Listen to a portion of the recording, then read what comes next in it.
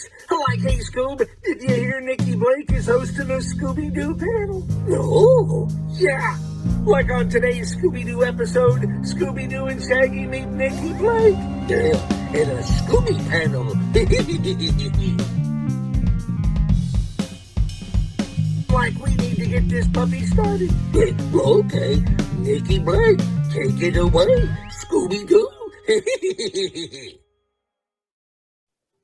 Welcome to the Scooby Panel. I'm your host, Nikki Blake from ScoobyAddicts.com, and today we are talking to legendary animator Willie Ito. This is so exciting. I am joined by Wendy BRYDGE, Cameron Bates, Will Davenport, and of course, the amazing Willie Ito. Oh. Willie, thank you so much for joining us today. We are so honored to have you here, really. Like, this is a dream. Yes. Well, it's the pleasure is all mine, really. And so it's always so fun for me to, talk to and address you youngsters that are into Hanna-Barbera characters, So be free to ask me anything you want. Great, great. So the first question is, how did you get interested in art? Well, it goes way back. I was 5 years old. I was sitting in a movie theater, and here I'm seeing in living Technicolor 7 little men walking across the screen, singing hi ho, it's off to work we go. And I says, that's it. That's what I want to be. Not one of the 7 dwarfs, but a cartoonist, animator, cartoonist, anything to do with cartooning. So that was my first revelation, 5 years old, and that was really the goal I set for myself, and I pretty much stuck to it, And so, and I have to say, after 50 years working in animation, to me, it was a very fulfilling job. And so, if anyone out there that loves to draw and seeking animation as a career, I would always say, hey, go for it. Because then when you retire, you could sit back and say, gee, I really had a good career. I enjoyed exactly what I set out to do. And I'm still doing it. So that's the other gratification, Amazing. So you had an amazing career. And can you kind of walk us through your career? Yeah, I was, I'm from San Francisco, and I was pretty much born and raised in San Francisco, what they call Japantown. Like in Los Angeles, they have a little Tokyo. And so prior to the war, the West Coast had, over 120,000 Japanese Americans, immigrants and Americans living in little enclaves. And so I grew up in one of those enclaves. And so, I was eating sushi at a very young age. So, but anyhow, then of course the war came, and then we were all sent to, we used to call it concentration camp, but that sounds a little harsh. So now we call it internment camps. And that's where, with a lack of much to do, I would sit in the barrack is what we stayed in. And every 3 months, we would get Montgomery Ward and Sears and Roebuck catalogs, because we didn't have any kind of store in camp. So we had to mail order whatever our needs were. And so with the expired catalog, I would make little sketches on each page on the margin, and then made my own little flip book. And so you might say that was my very early foray into the art of animation. And so all throughout our incarceration, that's all I did. I drew and got my good grades in art. My academics sucked. my art grades kept my thing. So after the war, returning back to San Francisco, went through school, and of course through middle school, high school, junior college. That's all I did. My high school was known for its varsity championship football team. And so I was, I guess you might say, well accepted with the athletic guys, along with the cute cheerleaders and all, because I did the posters advertising the big games and all that. And so that was my, you might say, being in the in group. So again, art cartooning served me correct, or served me right. But I was wrapping up my 2 years at San Francisco City College. And at that time, most of my friends that were also incarcerated felt that they, now that they were out, would do something substantial. First of all, get a degree in college and all. So a lot of my cohorts, they went to Berkeley and Stanford, San Francisco State, and they were studying pre-med, engineering. The gals, most of the gals were pursuing teaching. And so here I'm graduating from a city college, and I'm thinking, my gosh, what I'm going to get into drawing cartoons is so frivolous. I should be doing something a little more substantial or humanitarian. So I went to my art teacher. I says, Mr. Beats, I think I'm going to change my major, and I'm going to go into medical illustrating, because I would render muscle tones and bones and all that. He looked me straight in the eye. Of course, he was much taller, so he looked down straight in my eye, and then kind of shook his head and said, no, you're not. You're going to go to Hollywood, and you're going to attend Chouinard's Art Institute. I don't know if you're familiar with Chouinard's, but that's California Institute of the Arts today. And it's one of the foremost schools teaching animation. So he wrote me a letter of introduction to the dean of Chouinard's. And so that summer, I grabbed my student portfolio and made my way down to Los Angeles. And then I met with Don Graham. He looked at my portfolio, and he did award me a scholarship. So I'm thinking, wow, there's step one already. I'm actually, learning from one of my instructor was Mark Davis, who happened to be one of the Disney's 9 Old Men. And then my cartoon teacher was a fellow named Teehee, who was at that time a writer-director and an ex-Disney animator. And so now I'm right there at Chouinard's, and I walk into my Don Graham's life drawing class.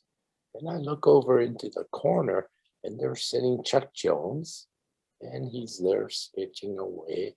And so a lot of the animators, professionals by day, will take night classes at Chouinard's. And I'm thinking, holy mackerel, this is really something. And then, of course, right at that time, Cinderella was a big hit. And I think Time or Newsweek magazine did a whole article about one of the sequence director, which happened to be Mark Davis. And so I walk into class and I'm you know, a student of all people, Mark Davis. So I was pretty much blown away. So that was a great experience. And so then I'm thinking, you know, all these years I've been reading all about Walt Disney Studios and seeing films about how cartoons are made, like The Reluctant Dragon. And I thought, you know, I have my portfolio with me. So I'm going to use that as a ticket to see the inside of Disney Studio. I certainly wasn't expecting to be hired, because I just started Chouinard's. I figured I'm going to have another 4 years and I'll make myself a real professional portfolio. Then I would go to Disney Studio looking for employment seriously. So with my little student portfolio, I venture on to the Disney Studio lot. It was June. It was about 90 degrees around 3 o'clock in the afternoon. And I'm dressed in my San Francisco best. And see, San Francisco's climate is so different from Los Angeles. So I'm wearing a wool sport coat and a tweed slacks, and even my neckties knitted. And here I'm in this sweltering Burbank heat. I'm perspiring and carrying this heavy student portfolio, and I trudge across Mickey Avenue, heading to Disney's animation building. Now, the building you see behind me, that's the new corporate building, you know, but the original animation building, I get to the building, I open the front door, and boom, I'm hit by this beautiful air conditioning. I said, oh my God, you know. And so I make my way to the elevator, which is like in the middle of the first floor. I press the button, and then I step in. Then I press the button for 4, which is where personnel was. The doors close. Then suddenly it swings open. And standing before me was Walt Disney himself. And I made this big gasp. He was with an associate, and they were both very busily in conversation. But as they stepped in, they saw me in the corner of the elevator, sort of cowering. And so Walt gave me a polite nod, and then they both turned around and then continued yakking. And now I'm looking at the back of Walt's head, and I'm thinking, oh my God, literally, oh my God, you know. And that was the longest 4 flights of elevator that I ever ridden in, you know. Finally, we got to get up there, the door opens, and they go screen right, and I go over to personnel. And so I'm sitting in personnel, and Mr. Sealing, who's a personnel manager, says, yeah, so, well, he gets on the intercom and says, Mr. Ito's here for his appointment. Well, you gotta feel the intimidation that I was feeling, because here I just left the comfort of my own home in San Francisco, my parents, my friends, and the community that, you know, I'm living in. And so I'm feeling like, gosh, I'm in Hollywood, and I'm envisioning it as an all-white industry, you know. And so I'm sitting there, and 2 fellows walk into the room. One is a guy named Andy Ingman, who is the production supervisor. He's a big guy, husky guy. But following behind him is this little Asian guy, like droopy dog, following him. And I go, oh, you know, oh my gosh, you know. And so I'm introduced to him. He says, I'd like you to meet Iwo Takamoto. Oh my, I'm thinking to myself, oh my, a fellow Japanese American here, which I didn't realize that there was one working at Disney and then someone that was in a higher position. So they take my portfolio, they go into the conference room, and about 20 minutes later, they emerge. And Mr. Sealing comes over and says, well, thank you very much for coming in. Don't call us, we'll call you. And I said, yeah, okay, well, thank you. Well, I was able to walk onto the Disney studio. When I left after my interview, I took my sweet time looking at everything. Back then, they had all the original cells from Snow White and Pinocchio and Fantasia, all displayed. Of course, now it's all prints because people got X-Acto knives and swipe original cells and background. So I had a wonderful day at the studio, and I left, and I was back at my night class, and I came back to my rooming house, which was being rented to students, you know, and so I didn't have a phone. There was a Western Union telegram stuck on my door. Now, back in the 50s, a Western Union telegram could either be good news or bad news, you know. And I'm sort of anticipating the worst because my family is still up in San Francisco. So I thought, oh my God. So I gingerly took the telegram off the door and I just carefully opened it. And then on the top is from Walt Disney Productions. And the telegram read, please report to the studio this coming Monday. Wow.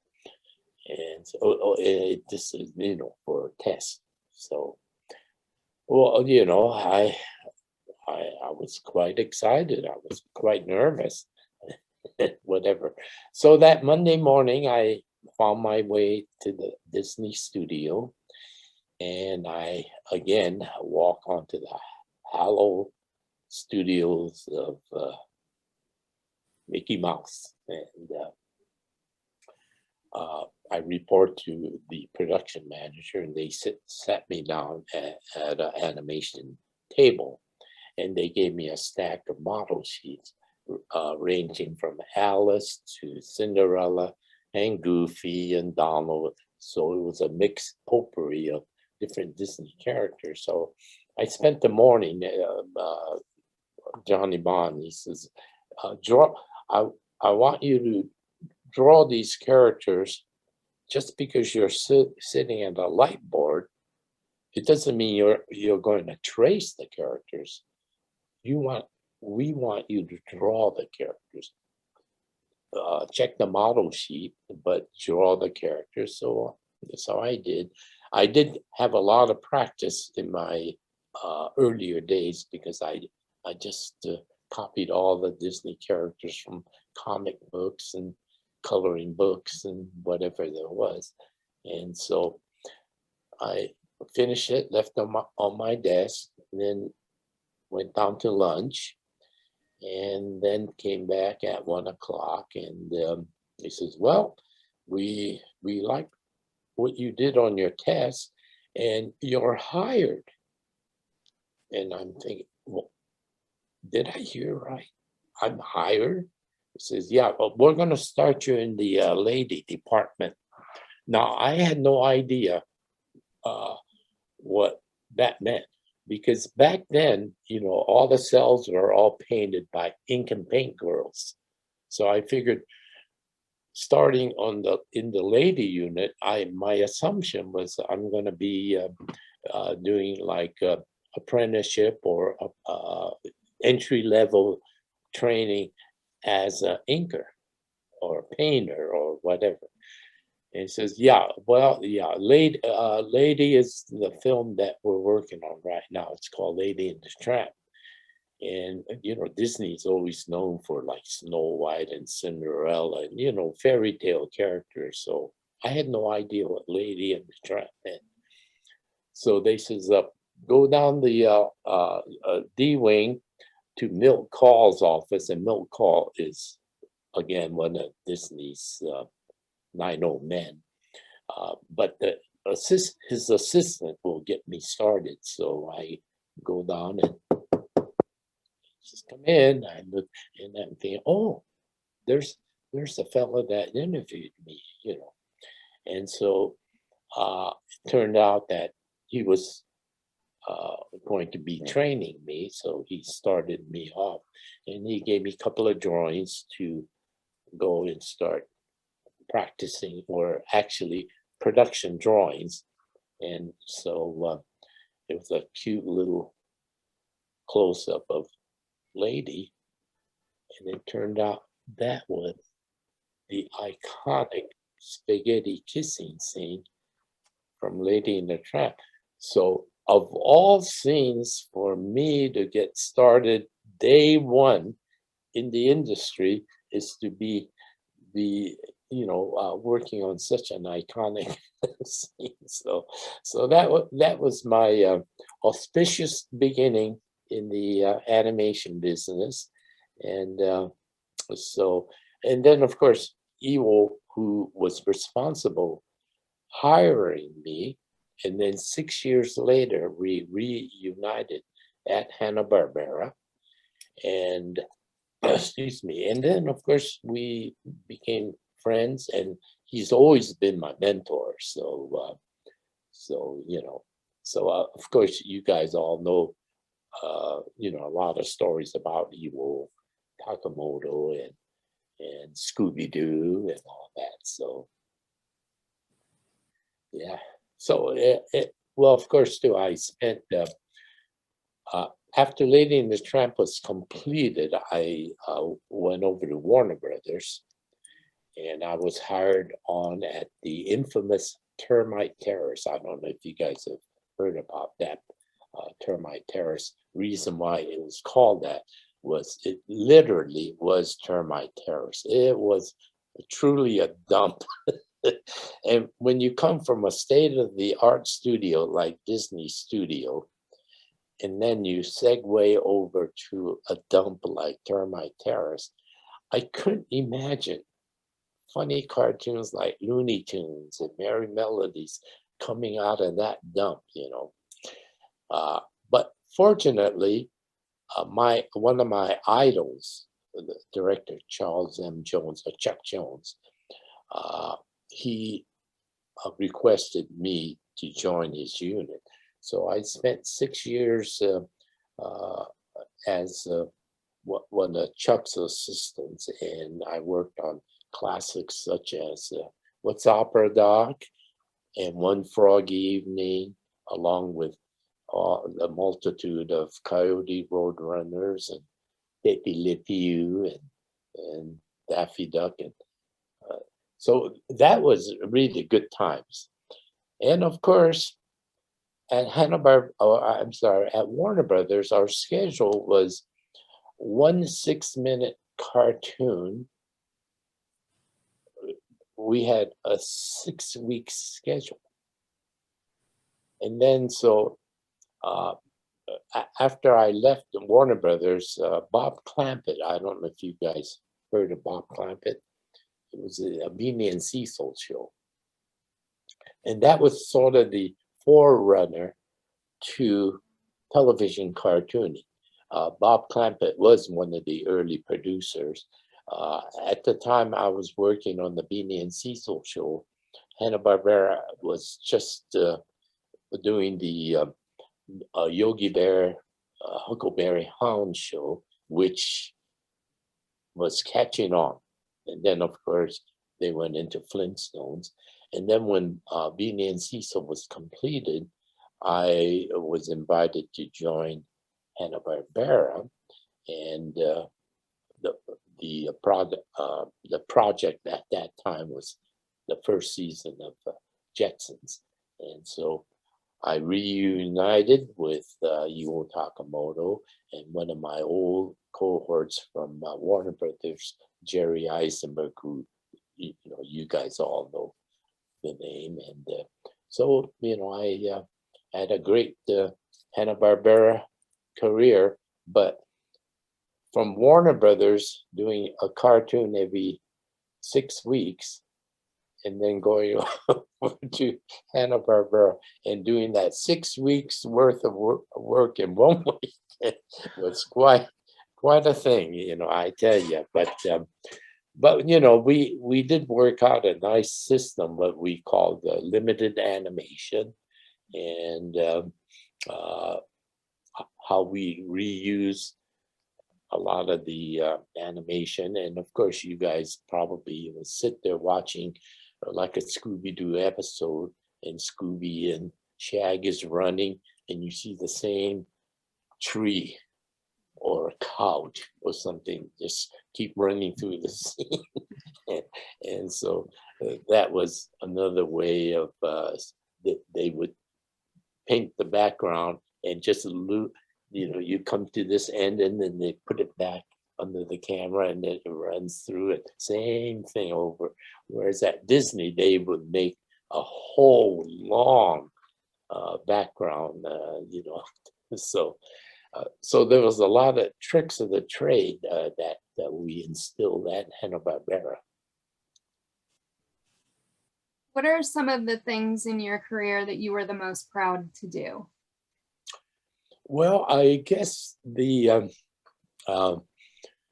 starting on the Jetson, that was a lot of fun. It was quite challenging because we had to invent a lot of things that how it might be in the future, and of course, some of those things did come true. It was in our designs, and then of course, having just the Flintstone was a big hit at that time, and of course, being in primitive times, we just took the same gimmicks of prehistoric and then just try to update it to modern times. And so it was quite a creative effort. We did do a lot of research, and we got multitude of used books and magazines and old Flash Gordon and Buck Roger reference and try to put our a specific touch to it, and so it was a little challenging and all. And at that time, see, Ewo was brand new too. He had just left Disney and joined. So we had a fellow named Dick Bickenbach, who was the head of our layout department. So we would run new character designs or sketches or some of the layouts and things by Dick. Now, Dick is from the old school. He was one of the original Hanna-Barbera layout guys at MGM. And so that was another exciting thing, is because I never knew any of the old MGM animators, artists, or whatever. But we, since Bill and Joe did absorb a lot of them over to Hanna-Barbera, and to meet some of these guys that were legendary, from the old Tom and Jerry series. And so it was a great melting pot, because Disney people just stayed at Disney like forever, and same with all the other individual studio. But with the advent of television cartoons, everybody wanted to work at a studio such as Hanna-Barbera, basically because the money, because you get pretty stagnant working at a studio for many, many years, and to break out. And see, that's what happened to Evil. Evil got pigeonholed. He was so good with cute characters and beautiful girl characters and all that at Disney, he was always assigned to key these characters, and he just kind of felt he was unable to expand his talents. But when he came to Hanna-Barbera, as you guys all know, he was there until the very end. And whenever Hanna-Barbera sold to another company, it was always written in the contract, Bill Hanna, Joe Barbera, and Iwo Takamoto was the package. That's what the Turner Broadcasting and whatever bought is the three guys, But, I'll be talking to you about some of the other talents like Ruby and Spears, and how Fred Silverman, Hanna-Barbera became one of Fred Silverman's favorite go-to studio. And so, yes, he's, as far as Scooby-Doo, it was Fred. It was Fred Silverman that named it Scooby-Doo, from Frank Sinatra's song. And Iwo Takamoto was the visual creator of Scooby-Doo. And I guess Joe Ruby and Kenny Spears, they wrote some of the early episodes, and they collaborated a lot with Freddie Silverman, so, but yeah, it was interesting times. And it's, we had other studios in competition like Filmation, and Freddie would sometimes come up with basically the same idea, like when we did the Wacky Races, Freddie assigned Filmation to come up with a similar show. And so during presentation, we would do our version, which happened to be Wacky Races. And thanks to Jerry Eisenberg's great designs on the vehicles and all. And then Filmation did a sort of a show of that nature. And then Freddie would say, yeah, but I think Freddie just favored Hanna-Barbera to do the job. So we would get the project, and we were overloaded. We were absolutely overloaded. Now, Joe was such a salesman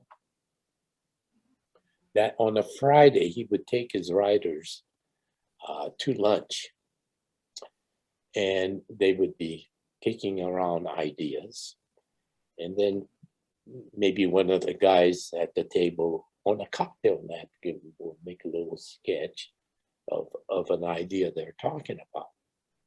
Then Joe would put it in his pocket, and then he would leave for New York Friday night, and then he'll have meetings set up with sponsors and networks and all that.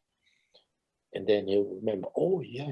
Then he pull out this soggy cocktail napkin with this sketch that the ink is all runny and all that.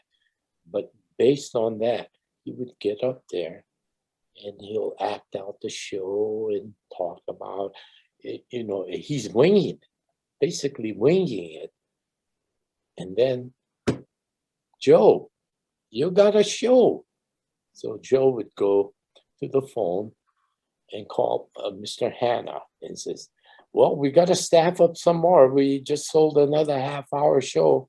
And with much expletives from Bill Hanna, He says, how am I going to get all these people to fill all these commitments?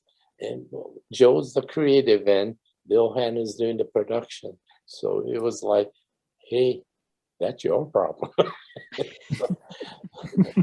Oh God. And then of course we would get the word Monday morning. So yeah, Joe sold another show and now we're gonna have to sit down and start doing presentation artwork and all that, you know. And that's how we did Scooby-Doo, where we all well, at season's end, we're all busy actually on production. But then when the season is ended, we have to now that's where the work began. We had to sit down and create these beautiful large illustrations and character sketches and concepts and this and that, and the writers would be writing different versions of the pilot film and whatever. So it was a little frenetic, but rather exciting, you know. So that's one of the ways how Scooby was born, you know, and thanks to Freddie Silverman's input. So that was good. Scooby-Dooby-Doo. So speaking of Scooby, the only credit that you have on IMDb for Scooby-Doo is the Richie Rich Scooby-Doo show. Did you work on any of the other series? Well, you know, to be honest with you guys, at the beginning, the credits were proper, but then after a while, you know, I'd be watching an episode of a show that I never had anything to do with, and I see my name on there. Then I see a show that I did have something to do with, and my name's not on there. So I guess they got to a point where they started to just rotate screen credits. I don't know. You know, it's really kind of strange because the other day I was looking at The Man Called Flintstone, which was the feature film, and I did a lot of work on that. And then I'm at the end, the credits came on. I'm sitting back saying, "Oh yeah, oh no, it wasn't on there." So you know, it was just one of those things that I guess it became a lottery. Let's see whose name we'll put on that episode and pull the names out of that type of thing. No, but in general, you know, we were all working in units and all that. So, and as to your question earlier, one of the shows that I you know, was heavily involved with Hong Kong Phooey. And so did a lot of work on that. And I even found the voice actor Scatman Crothers to do Hong Kong's voice, because the network came to Hanna-Barbera and says, from here on, whatever characters is involved ethnic-wise, we have to have actors of that ethnicity to do the voice. No more of the old radio days of Amos and Andy and you know, imitating a black actor or whatever. So when we did the Harlem Globetrotter show, and they were all black actors. Normally, you know, these recording studio will be, you know, people like Mel Blanc and, you know, the standard voice people, Frank Welker and whatever, doing a black imitation. No, network says, no, you got to have real black actors. So they put a call out to the Screen Actors Guild and put a call out for all the black actors that could do voiceover. And our lobby was just filled with black actors one day. And my cubicle was right next to the door to Studio A, and when the red light's blinking, that means don't enter. So I'm working, and I feel all these eyeballs in the back of my neck, and I instinctively I turned around, and I see all these black actors. You know, the partition is here, and they're just looking over. Hey, what are you working on? Hey, this and that, you know. And then we did the amazing Chan Clan, and same thing. They made a call out to all the Asian actors to come in and audition. Same thing, you know. I just kind of felt more eyes, and then I turn around, and now it was like this. Hey, what do you guys work on? These little Asian actors. So it was so funny, you know. But yeah, a lot of fun experience that I endured, and we all did at Hanna-Barbera. So I think we all have you know, little funny anecdotes and stories to tell, you know. I don't know if you ever had Jerry Eisenberg on. You know, Jerry is he more or less grew up in the MGM family. His father, who was a real prolific comic book illustrator, used to do the Tom and Jerry comic books. And Harvey is his name. He worked with Bill and Joe in New York. So at the time when Harvey was still in animation. And so everyone moved out west. And so when I first met Jerry, he had just come over from MGM, having worked with Mr. Barbera. And then he filled the spot I left at the Warners. So I've known Jerry going back to the 50s myself. And so he's one of my oldest acquaintance and friend in the animation. And then Tony Benedict, who was one of the original writers going back.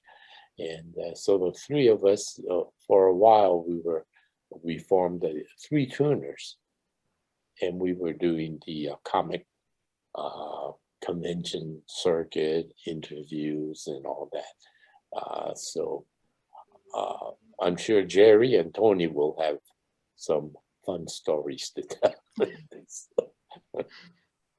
Yeah, at some point we would love to have both of them on for sure. Mm-hmm. Yeah, they would be very good. So, yeah. So then I actually, to tell you the truth, I got burnt out. I had animation burnout, and so I started to pick up freelance comic strip work for Disney, because at that time they were still syndicating the Mickey Mouse, Donald Duck, Winnie the Pooh, different strips. And because the pressures of animation, a show a week, and producers yelling budget, budget, budget, it just wore me out. So I thought I'd do something like comic book, comic strip work. And so I was freelancing for Disney, and then they offered me to come in and be a part of the comic strip department. So I did, and worked in comic strip until that whole division folded because of television, and the circulation of newspapers waned, and so comic strips weren't money making proposition for a big studio. So then a fellow named I forgot his name now, but anyway, from Florida, from Walt Disney World, came out to California, and he started the Disney Consumer Products as we know it today. And so I was part of that group, designing merchandise, limited edition products, you know, figurines and things of that nature. And before we knew it, we had over 800 stores, Disney stores, worldwide. And so fortunately for me, they asked me if I might be a mentor or ambassador for the Disney artists in other countries. So my first trip was they sent me to Japan, and because of Tokyo Disneyland, they were generating a lot of merchandise in Japan. And then I suddenly realized, oh my gosh, we've got Disney offices, you know, all throughout Asia. And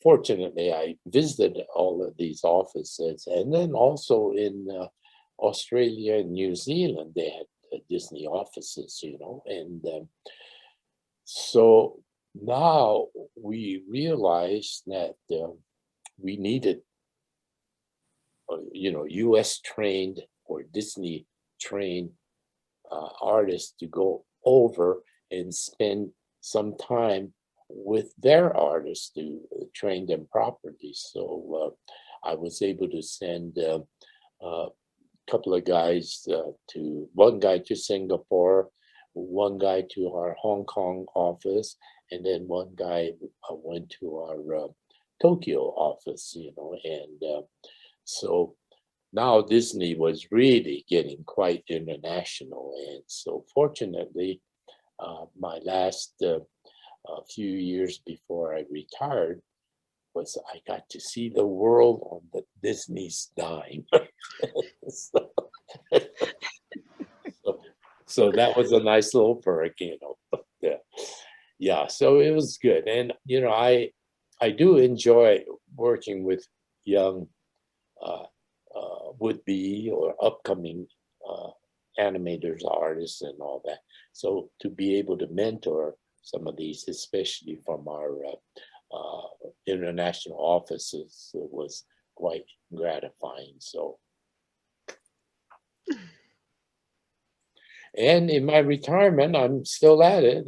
See this? Hello, Maggie. That's a book, children's book that I illustrated along with my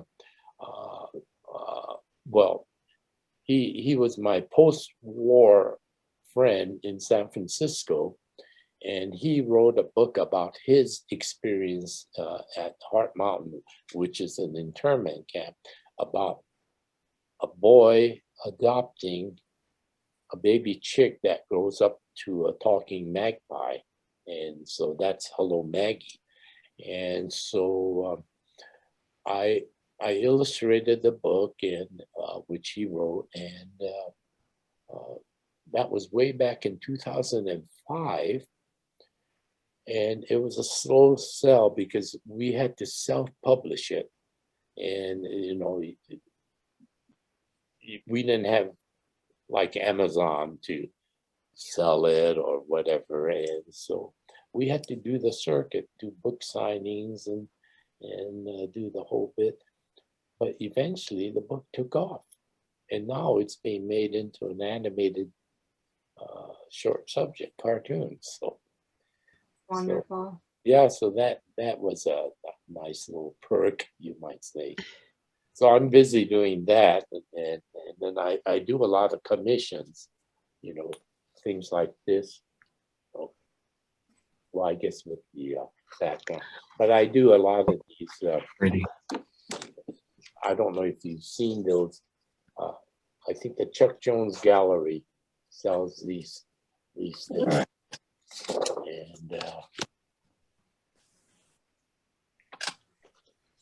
They're so great. Yeah, They they're look beautiful. amazing. Because I do these for Hanna-Barbera characters. Then I have a portfolio of Warner Brother characters. Then I have a portfolio of Disney characters. And then one of my favorite director was a fellow named Tex Avery.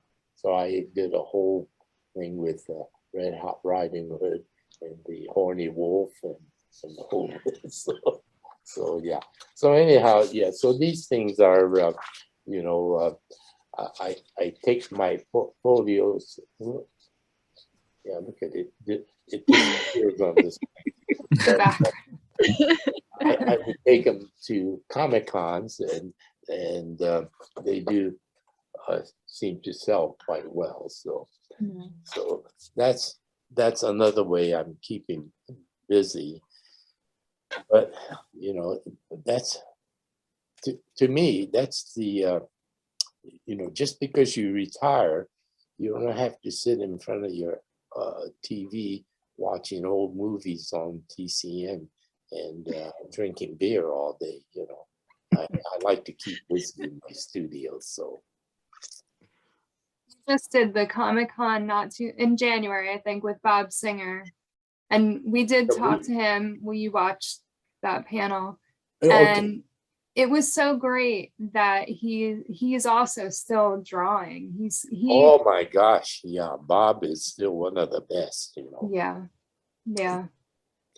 We had in past November we had a Hanna-Barbera reunion.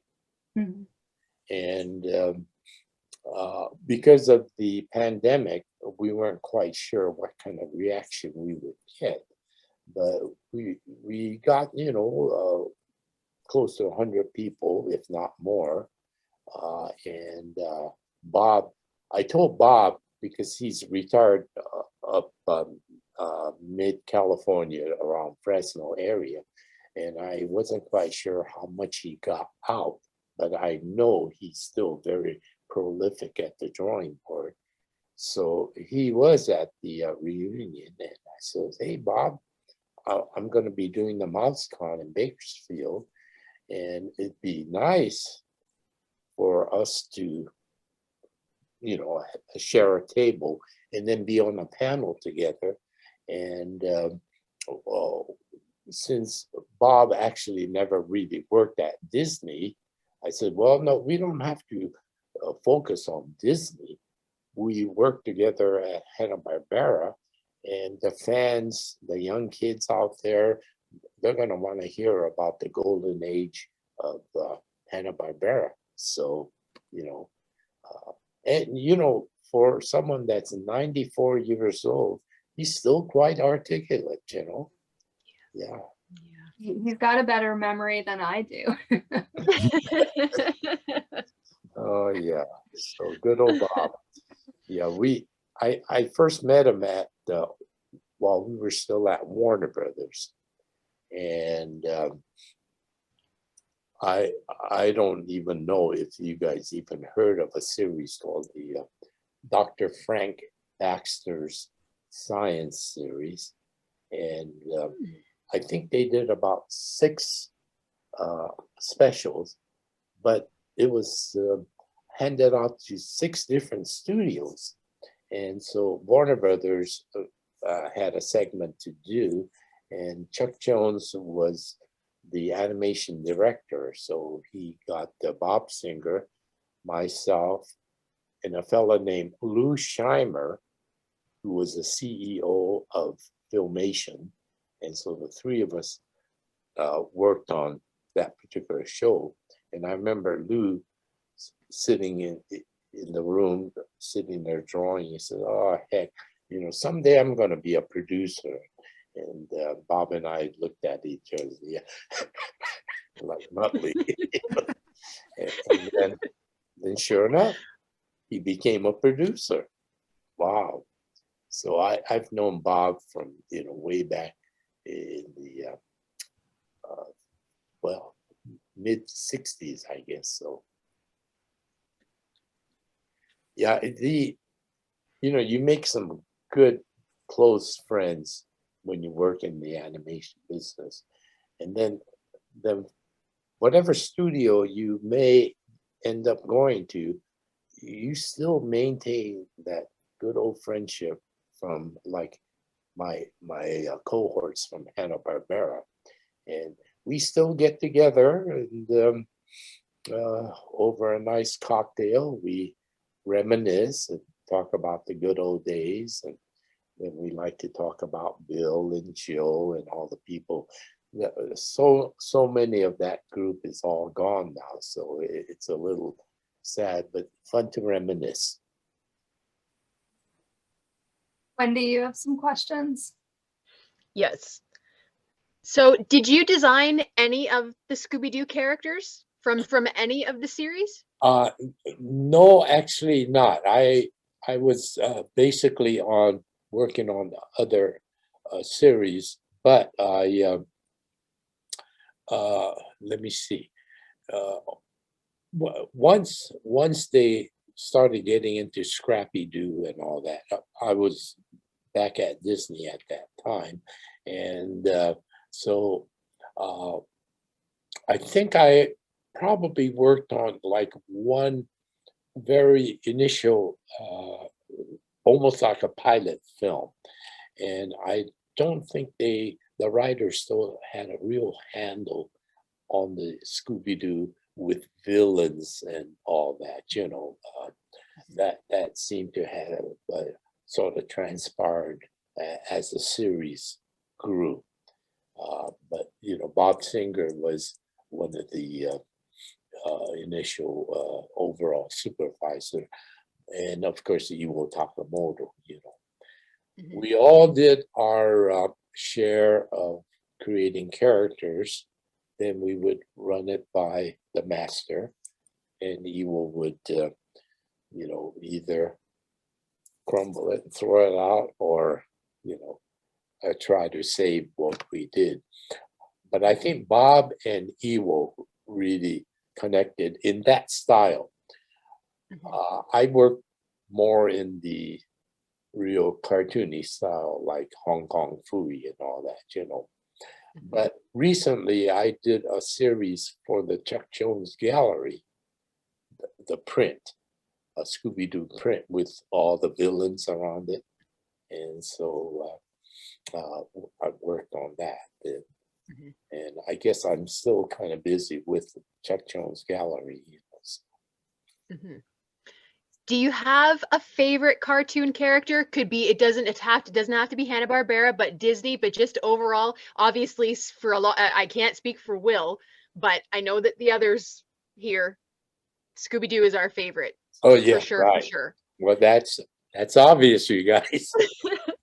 So do you have just your absolute favorite cartoon character of all time? Well, you know, we only did one episode of One Froggy Evening. That's J. Michigan Frog Mhm. from Warner Brothers, Looney Tunes. And that sort of struck me as one of my favorite that I worked on. Of course, my sentimental favorite is Lady, Mhm. from Lady and the Tramp, of course. And then, of course, everyone, because of my Disney collecting, Mickey Mouse collecting, basically, the early retro Mickeys that were created in the 30s, that Mhm. that Mickey is really my favorite.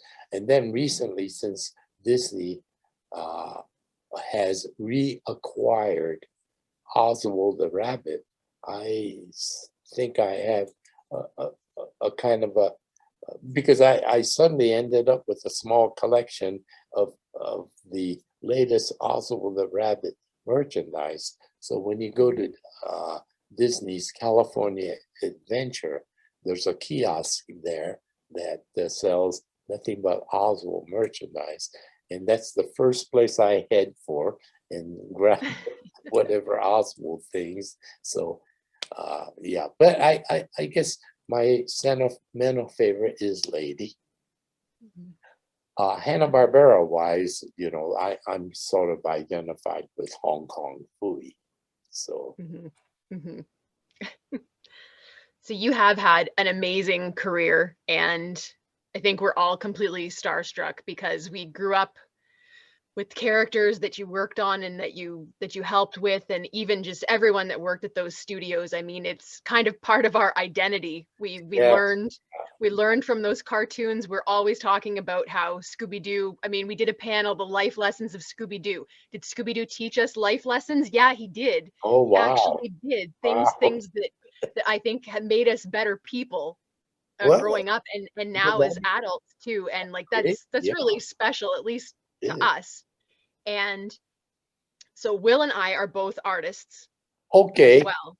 And Mm. there's a lot of artists that watch the panels and things like that. So for all of the artists watching, at any point, I'm sure there's many times, but is there any standout moment from your career when you started all the way to now where someone gave you a piece of advice that kind of changed it made you a better artist that you would maybe share with us? Chuck Jones was my mentor, and he would philosophize a lot, and then he would, kind of get into deep thoughts about the lessons you would learn being an animator and all that. And so some of the times I didn't quite understand what he was talking about. It was a little deep for me. But Chuck always advocated the fact that just because you're now a professional earning a paycheck at the drawing board, you should always improve your craft. And if you're weak in the area of life drawing, go to life drawing classes at night, or like a weekend junior college, or wherever they offer it, and make good use of your time.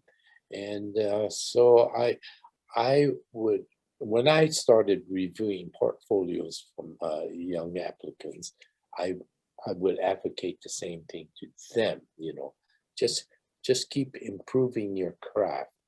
And one of the things that I have to say I was a little sorry about is the fact that I never completed my 4 years at Chenard's, only because my career took off earlier than I anticipated.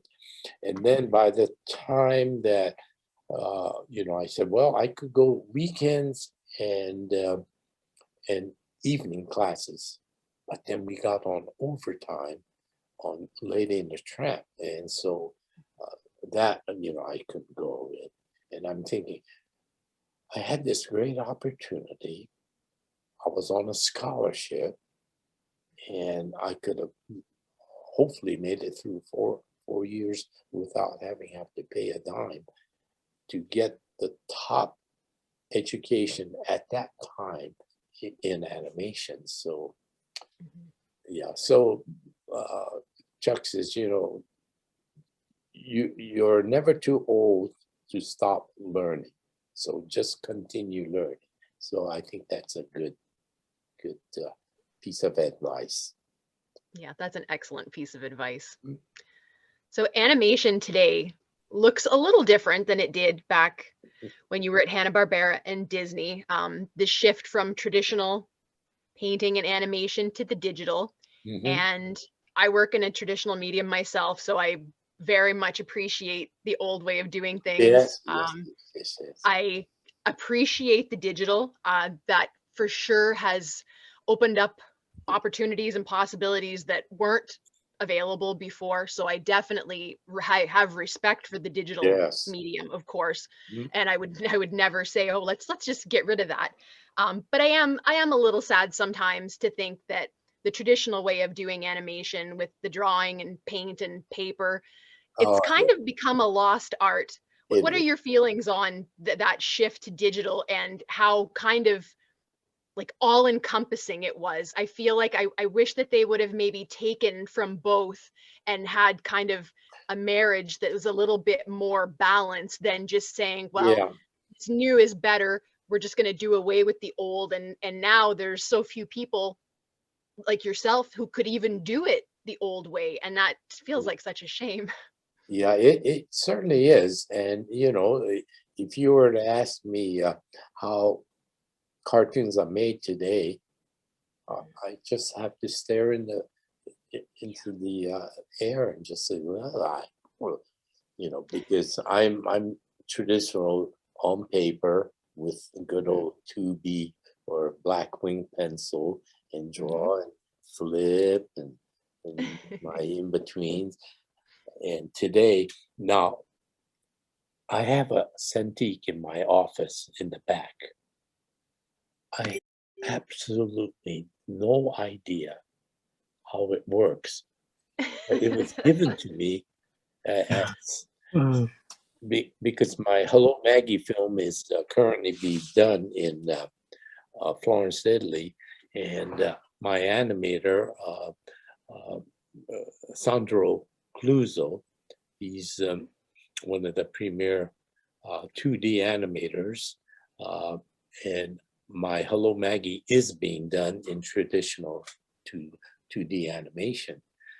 But in order to communicate and whatever, they sent me Cintiq, and I had it in the box for about a year. And then finally I found a protege. She's asked me to be her mentor. And so I says, well, do you work with a Cintiq? She says, yes. So I said, would you come over and at least take it out of the box and put it on my desk? So when people would come in, oh, you work with a Cintiq? Yeah. Who's to know? So that's as far as I've gotten into the new world of animation, you know. Wow. When we were in the midst of all the heavy duty production, and we had ink and paint girls in rented office spaces practically all around town to get all this work done. And then of course when Disney did 101 Dalmatian, you know, that was quite a revolution. And it was the beginning of a renaissance in animation the way we knew it. Meanwhile, Hanna-Barbera was sending ink and paint work all over the world, and still was unable to, you know, maintain the schedule. A guy named Tiger West, who ran our ink and paint department, was taking these old paper Xerox machine and was experimenting, converting it so it'll print on cells and the proper registration and all that.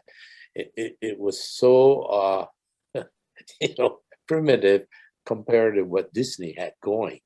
But I was thinking at that time, you know, this is kind of like the beginning of a whole new era of what will be coming, you know, ahead.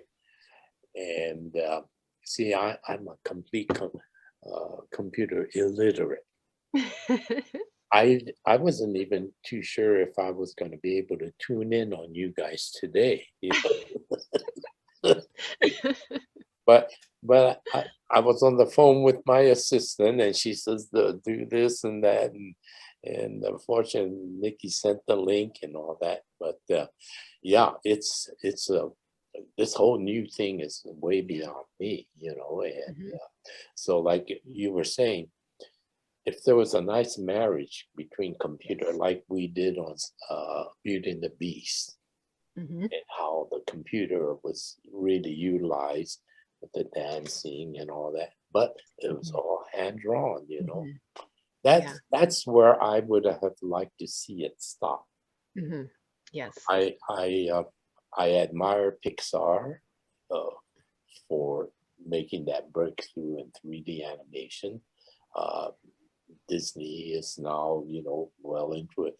But we had all these beautiful 2D animators, Glenn Keane and Andreas Dejas and Sandro, and these guys, they still want to work traditionally, but they had to leave Disney because it's either you join them or you just So that was kind of unfortunate.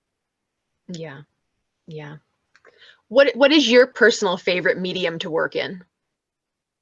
Good old pencil and paper, and then you animate a scene, and then we just send it out to camera, and I don't even want to get involved with any of the mechanics of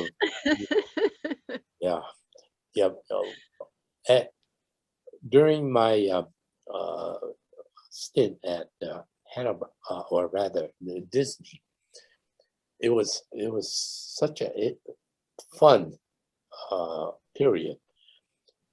I would walk into Mike Maltese's, because he was one of the Chuck's premier story man, and they did storyboards, little sketches about that size, and just pin it, and then sit back and say, oh, maybe that scene should be down here, and they could switch things around. And no script, he's a visual cartoon writer that did it all that traditional way.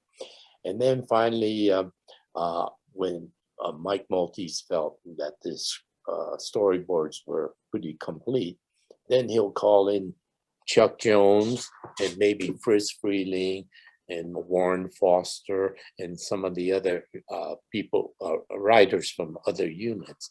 And then they all sit around in the room, and they all light up their cigarettes, and the room was smoke filled.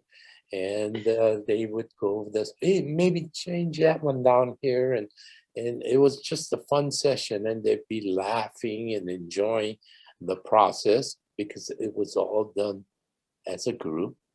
And then finally, Chuck would say, yeah, I think the story is good to go.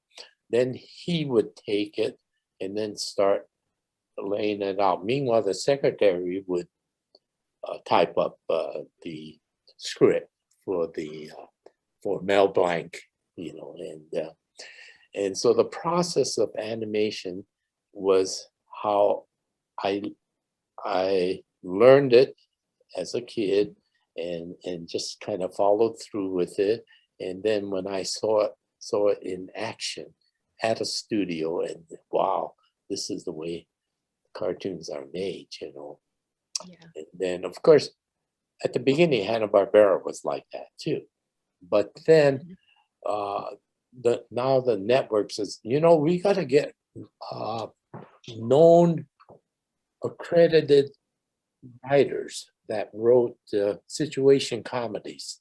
And so we need name credit on the cartoons written by and so, which is, and so that started to kind of change that process. And so now they had to hire guys that were known as story editors. They were cartoonists, but they sat down and took the script and then had to storyboard it. And then, so that process started. And then I could see the evolution happening in different areas, and then eventually the ink and paint department was completely dissolved. Fortunately, a lot of the women working in ink and paint got an opportunity to move into animation, because prior to that, in the old days of Disney and all, it was kind of an all male industry. If it wasn't for the war, where a lot of the animators and assistants had to serve, you still wouldn't have had, the amount of women animators working in the mainstream. They were just relegated to ink and paint. And so, in the years that I was in the business, I saw different renaissance and different evolutions and different things happening. And then, of course, now with this 3D, which I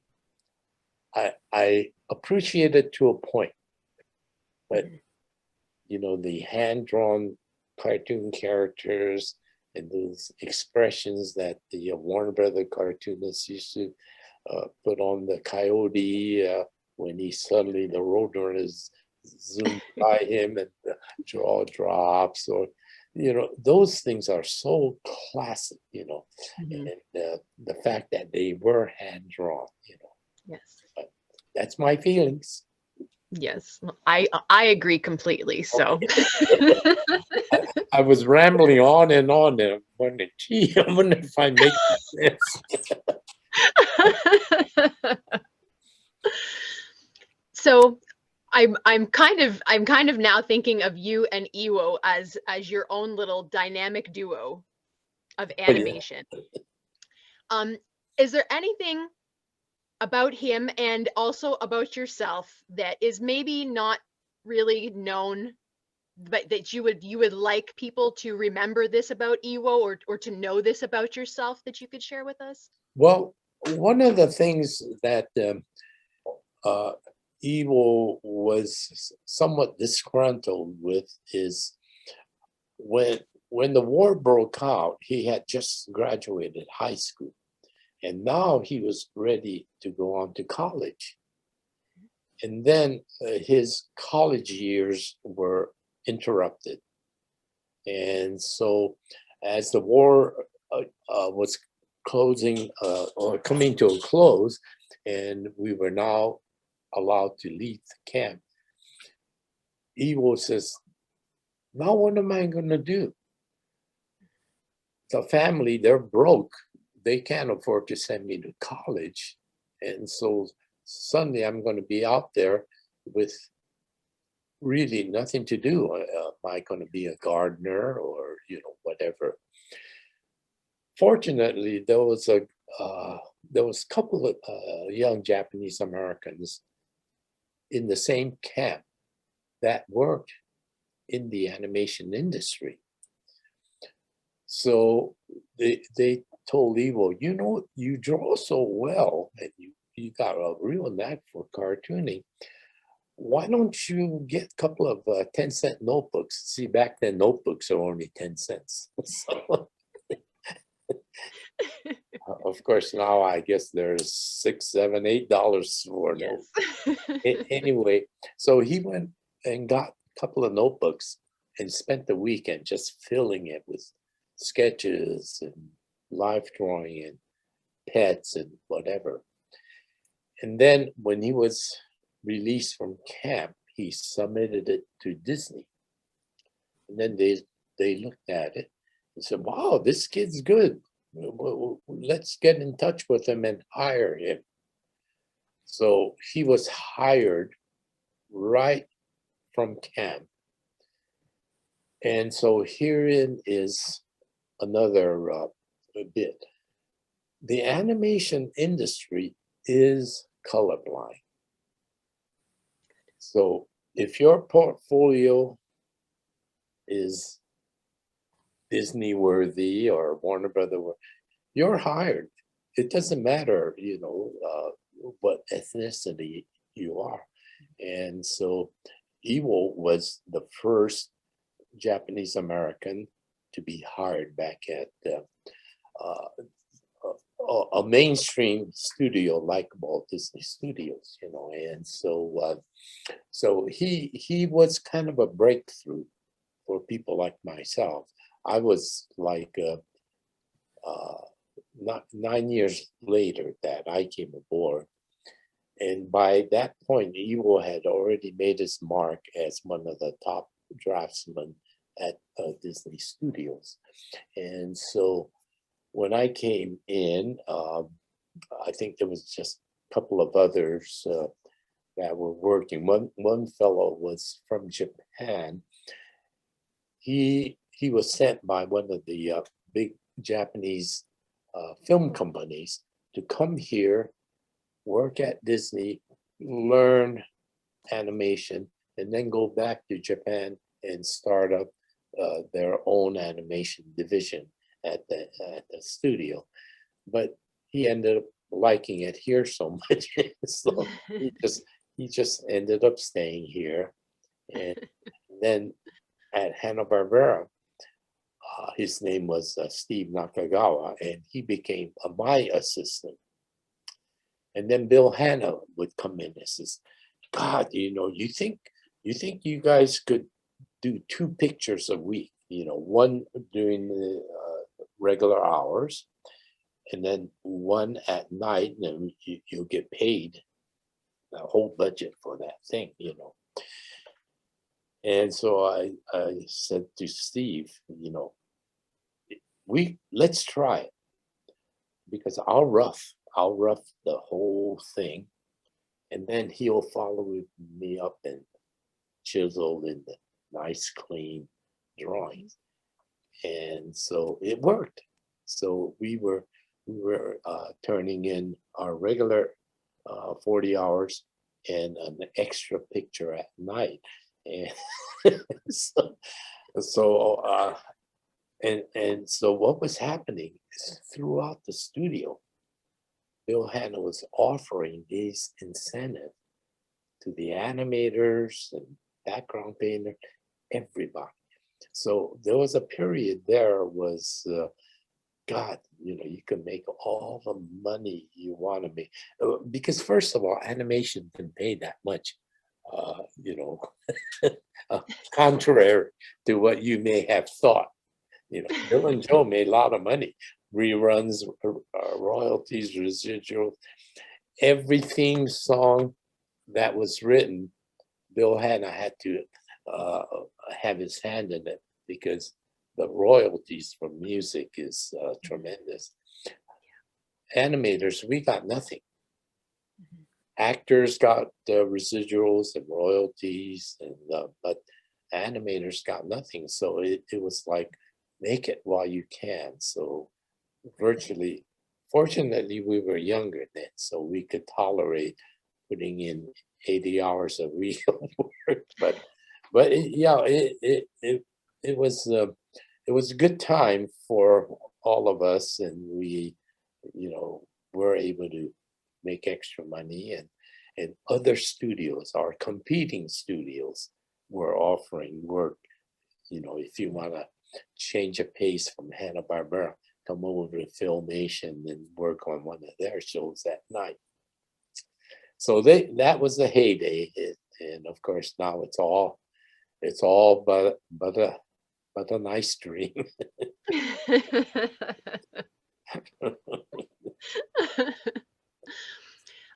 Specifically in the realm of animation, because you did mention earlier that you do regret that you didn't finish out your art school, your Right. 4 years there. Mhm. But working just in the animation field, where there are a lot of moving parts, there's a lot of jobs Yes. that fall under that animation umbrella. Was there anything that you didn't get to do that you wish that you could have done?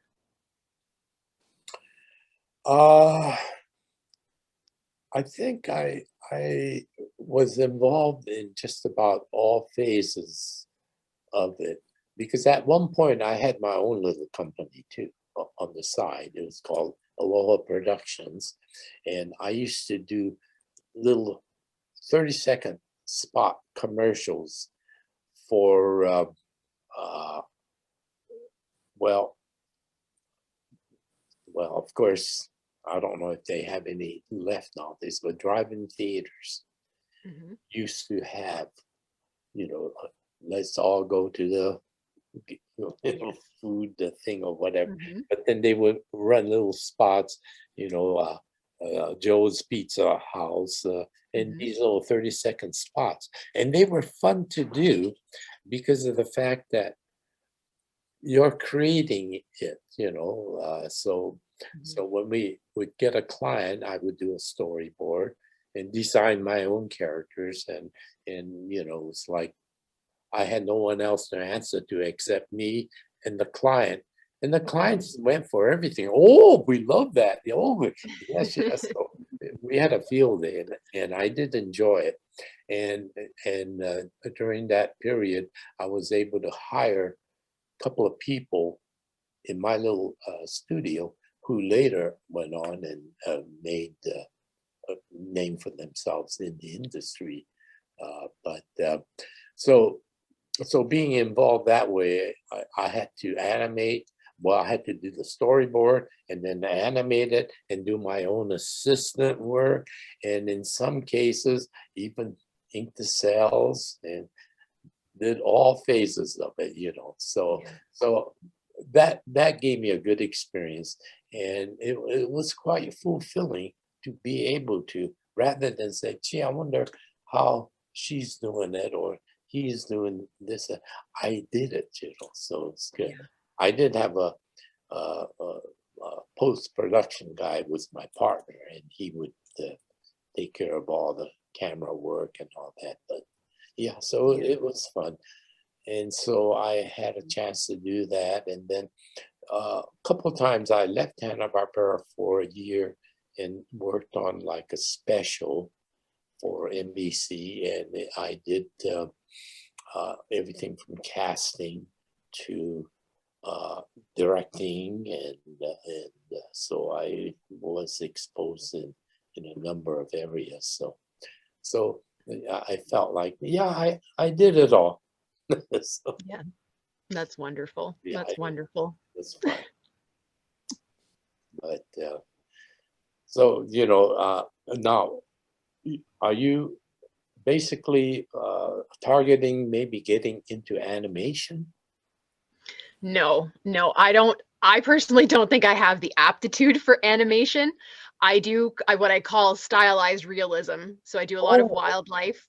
I'm interesting. Yeah. currently illustrating a wildlife book for someone, Oh, which good, is good. like Yeah. a dream. I get to live my dream every day, so I can't complain, that's for sure. Oh, wow. Yeah.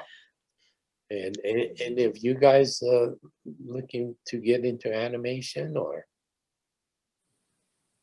So I'm the other artist. I represent the digital side. So Oh, Wendy okay. Wendy and I are a nice Ooh. nice duo. Yep. Yeah. I have a day job. I actually went to art school, and then I was an art teacher for 5 or Oh, 6 okay. years. Yeah. So I started down that path, but I'm on the East Coast, and Yeah. there are definitely points where I wish I had gone to the West Coast so that I could get into animation.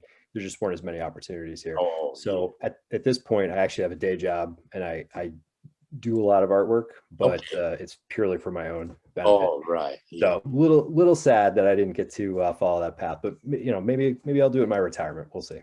Yeah, yeah, because from what I understand, they're still looking for animators working digitally and computer animators and all that. Which I got to do something with my Cintiq.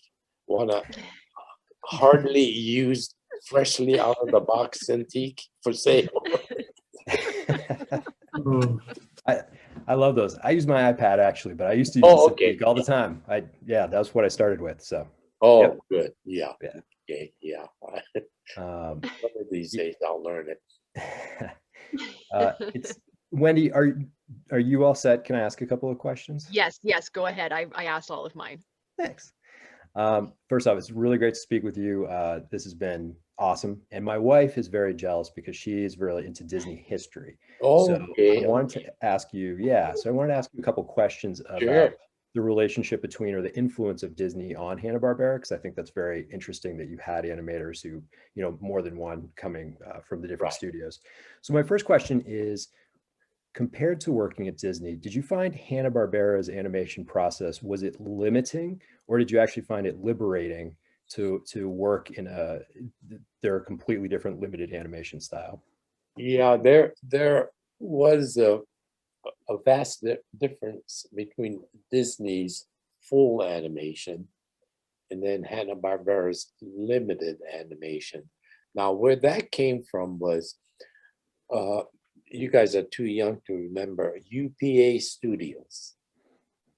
And they're known for the Mr. Magoo's and Daryl McBoing Show and all that. And their studio was known as not limited animation, but they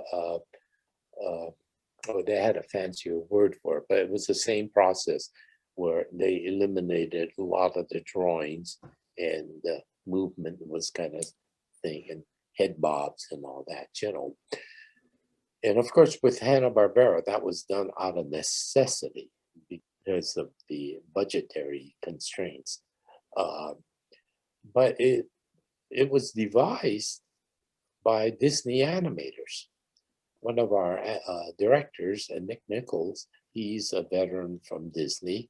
And then there was an animator that left Disney after many, many, many years, but because Disney was cutting back their short subject department. So they canned the whole division. And so all these guys were available to us too. And so they came over to Hanna-Barbera. And while I was at Bob Clampett's, I was getting, a lot of phone calls and saying that they just got laid off at Disney, and I would say, come on over. So we had a lot of veteran Disney personnel working at Bob Clampett's too. But it was, I don't know if you might call it relearning a new process, because the process we were actually inventing. We were finding ways to cut corners and how to do limited animation. So it was basically a style that television demanded, television producing companies, and Hanna-Barbera being one of the biggest. And so our early cartoons like Rough and Ready, I mean, they were literally rough and ready, but from that point on, they thought, it does look a little rough on the screen. So let's try to make it a little more fuller looking and all that. And so I think by the time we got to Scooby-Doo, the animation is pretty rich for Scooby-Doo. And then, of course, one of the problems we had at the beginning was we came up with shows like Space Ghost with human characters. And then after Space Ghost, Johnny Quest. But see, most of the animators, we were like what were known as rubber hose animators. You've seen these old black and white Mickey Mouse cartoons that he's throwing a ball or something, and there's no structure. It's like everything is rubber hose. The legs are running like this and all. And so during the height of our production needs, Bill Hanna would call back to New York and invite retired old Max Fleischer studios and Terry Toons animators to work on their shows. And so and then of course, when you did shows like Johnny Quest back then, like Gulliver's Travel at Fleischer, it was rotoscope. so they would film live action, and then the animators would, you know, make it a cartoon. Same with Snow White, you know, Marge Champion, she danced around and everything, and she was all rotoscope. So these animators weren't used to structurally correct humanized type characters. And so some of our very first Johnny Quest show on the screen look rubber hose animation. So finally, he says, well, you know, we've got to solve this problem somehow. And so we put a call out to comic book publishing companies. And we were able to recruit people like Alex Toth and Russ Eade and you know, the guys that finally came aboard and to help structure these live action characters. So later on, everything looked pretty decent. And I think even a lot of the villains that were in the Scooby-Doo series, you know, they were humanized characters. And so we would have some of these strong comic book artists do the extremes. Then the animators could put the in-between drawings, but the start position and the finish position was beautifully drawn by Doug Wildey, say, for instance, and then the animators put the in-between. So it became convincing, you know. But at first, it's like, oi. Was there anything else that was specific to the that came from Disney that influenced either the culture or the style of Hanna-Barbera? And I hadn't, you just said that it was really someone from Disney who developed the limited animation, which I didn't know that. Was there anything else? And one of the things that I've heard with Scooby-Doo was that a lot of the background paintings in the early seasons of Scooby-Doo, which are really beautiful, wonderful paintings, I think those were done by people who had worked at Disney, for example. And I think they really contribute a lot to the quality of the show. Yeah, one of the premier background painters from Disney, Walt Paragoy, came aboard, and he helped key and stylize a lot of the backgrounds for our more serious shows, you know. And then, of course, these guys that worked at MGM and some of the other studios, they were very proficient in doing the cartoony type backgrounds. And so some of the backgrounds that came out of like Jetsons and the Flintstones, I thought, wow, these backgrounds you could just frame and hang it. It was just beautifully done, you know. And they would devise all kind of means to give it that kind of the effect, you know, with sponges and sandpaper and throw it on the floor and jump all over it. Yeah, it was quite innovative, because these guys were quite. And then besides, you know, you had to crank out so many of that stuff that you got to work out a personal system as to how to move it, you know. And if you had a sequence of a lot of skies, they would just roll out the long pan paper and pin it down and take a roller and just roll from one, and so they would paint all the skies in one big swoop. And yeah, it was quite a thing, you know. That's awesome. So you worked on the Lady and the Tramp scene, which is amazing. So you have a real appreciation for sort of the legacy of some of the Disney type characters. When you were working on things like the Jetsons, did you expect that the Hanna-Barbera characters would be as lasting in pop culture?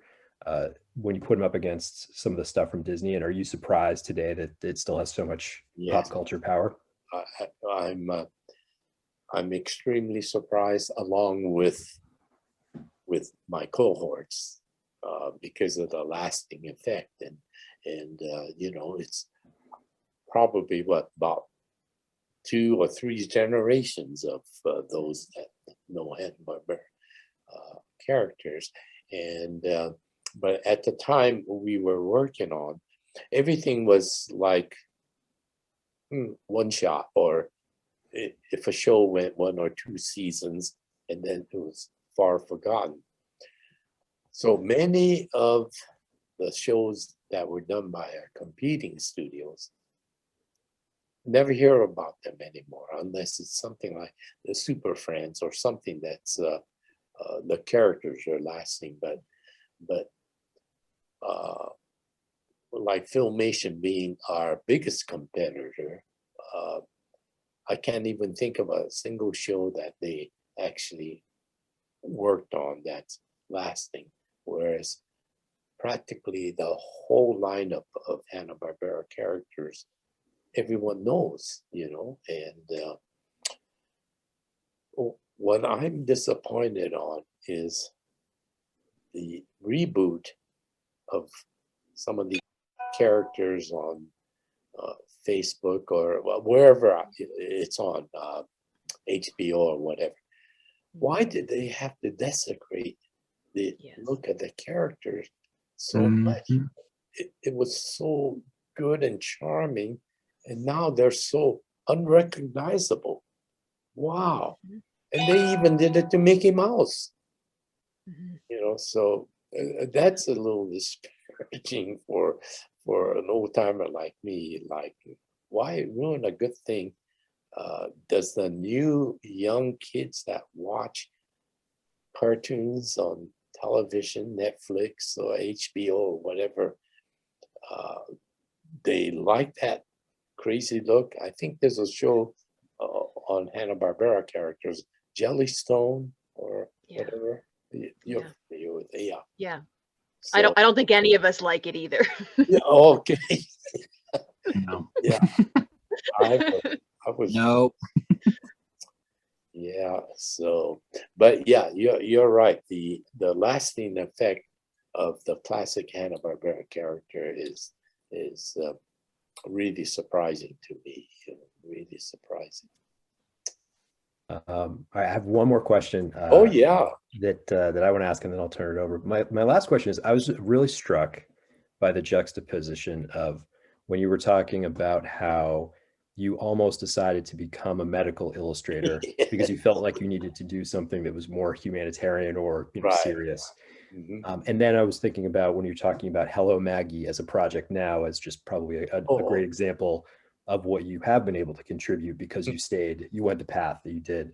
At what point did you realize that your career did have that kind of positive impact and that it really was worthwhile? Was it early on when you're like, you know, I really am doing something really important, or is it more now that you're sort of reflecting on it? Yeah, it sort of came about more recently, because when Tony, Jerry, and we were invited to get a special award in Florence, Italy at the Nemoland Academia. And that was quite an honor because they award internationally, not just here or maybe just France or Italy, but you know, every year they would select some deserving director or designer from Japan or some other country. And so when the 3 of us was invited, they says, we want you to come over and receive a special Cartoonist of the Year award and 10 days of wining and dining and lots of museums, and it was such a wonderful thing.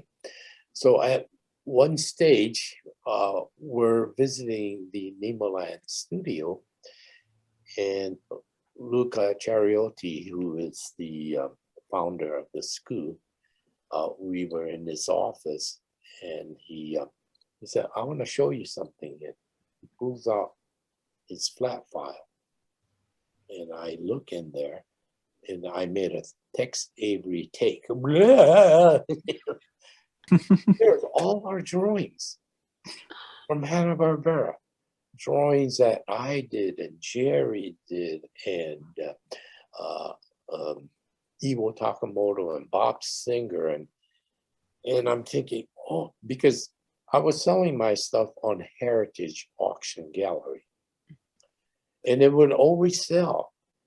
But I used to kind of think, who the heck spends good money buying all of these old drawings? Some of them had coffee stains on it and whatever. Someone's out there buying it. And sure enough, our benefactor was Florence, Italy. And then I kind of looked around in his office, and I see a copy of Hello Maggie on the shelf. And I said, "Oh, you even got my Hello Maggie." He says, "Oh, I have all of your stuff, everything I worked on. He's got." Wow, that sort of blew me away. And so we lightly talked about maybe doing Hello Maggie as a class project, because a lot of his students are very good 2D animators, you know. So we just sort of talked about that. Then he took us to a museum. And it's, you know, it's one of these 15th century old classic Italian Renaissance type building. And we walk in, and all of our drawings are beautifully framed, and it's hanging there. And I see one of mine. I said, "Oh my gosh, look at how beautifully framed." And then I look up, and standing above it is a statue of David with his you-know-what pointing right at my drawing. I saw that as quite an honor. That's amazing. That's great. Cam, I'll hand it over to you. I'm done. Thank you so much, Willie, for answering those questions. Oh, my pleasure. Yeah, thank you. Well, Mr. Ito, I just want to say it's an honor, sir. And I know we kind of all said that, but you know, it's a dream for me to be on here and be able to talk to people like you that have been able to work at Hanna-Barbera Studios. I'd rather be talking to you guys as legends, because like I said, sir, I mean, you've done some magic. You know what I mean? You've inspired people. I love Scooby-Doo. He's my #1 cartoon. Okay, sure. But I also loved, you know, Johnny Quest and Hong Kong Phooey, and you know, those are the cartoons I grew up with. Yeah. I got a little nephew right now, and I've been raising him up on Scooby-Doo and Hanna-Barbera cartoons. So rest assured, trust me, the stuff that you guys worked on, it still lives in kids today. Trust me, there is the kids out there that still appreciate it. But I do have some questions for you. Sure. My first question is, how was it working with Joe Barbera and William Hanna? How was it working with them? Yeah, they're two different, completely different. Okay. Yeah, Joe actually oversaw the creative end of it. So everything from script to the voiceover and the creation of the characters and all that, Joe was right there. And then Bill Hanna was strictly production. He made sure that the shows got completed, looked after the budget, and always screaming and yelling faster, faster. So they were different. Now Joe, on the other hand, he was Mr. Hollywood. He was always dressed, you know, black shirt, nice light sport coat, and even wore a touch of makeup, you know, and very handsome man. And he drove, every year he would get a brand new black Cadillac. Bill had a dressed pretty much in earth tones, browns. He had white hair and drove a Lincoln. And their offices were in the same wing. So you go to Joe's or go across the way to. It was exactly the same except the color. Joe's was black and ebony and grays, and Bill's was brown and earth tones and whatever. And from what I understand, you know, they were great partners with their company, but they did not socialize. Once they left the studio on Friday night, they each went their way, and then that was pretty much it, you know. And yet, you know, you see photos of them together back at MGM days and all that. You would think they were the best of buddies, but no, yeah. Joe lived like in a Beverly Hills type atmosphere, and Bill was pretty much, he was a scout leader, did Boy Scout things and all that. Totally different. Yeah. So, but I think, like they say, opposites attract, and I think because of their creative and then their production know-how work together beautifully. Yes, sir. Right on. Well, you answered one of my questions. I was going to ask, what was your favorite Hanna-Barbera show to work on? You said Hong Kong Phooey, which I loved Hong Kong Phooey. Okay. Yeah, I did. I love that. And I, Speed Buggy, Captain Caveman. I collect Scooby-Doo the most, but I also have a little Hong Kong Phooey collection, so I can appreciate that. I threw another question in there because I kind of popped up when you were talking, because it shocked me. I do love Scooby-Doo, but I've got a soft spot in my heart for Johnny Quest. I just love that cartoon so much. So wow. I know this panel is about Scooby-Doo, but could you tell me how it was working on the Johnny Quest? Did you really enjoy that? It was a lot of work because it's not my realm. You know, I'm a Bigfoot funny animal cartoonist, and so I says, well, can I just work on Bandit? You know, you pick up a whole scene and you got Johnny Quest and Bandit and all the other characters, and so I had to be truthful. I says, you know, I'm not that versed in that anatomically correct characters, so I was able to not really get too involved with it. During the very early stages where we do presentation work, you know, we all get involved with the presentation for the networks. But the characters really do evolve. When you see some of our very early efforts, and then what ended up on the screen finally is, wow, you know, it's such a change. With Hong Kong Phooey, you know, it was originally called Kung Phooey, and then that changed.